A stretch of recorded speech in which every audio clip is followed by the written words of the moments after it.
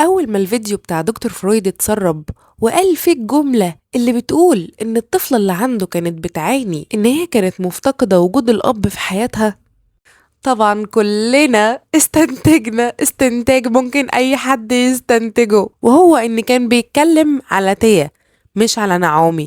إن حد يفهم بقى في القصة دي مثلا ويقول لأ ده نعومي قريبة من أبوها، لأ، مفيش حد ركز في النقطة دي أبدا. نيجي بقى للي بعده.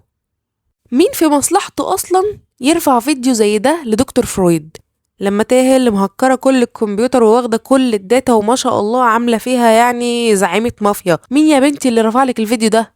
انطقي. لا وكمان تاهي المفروض عندها 18 سنة. تمام، بصوا بقى، يعني قمة الذكاء اللي عدت كل حاجة انها تفكر انها تغير اسم الملف بتاعها اللي هناك في العيادة عنده وتخليه باسم نعومي.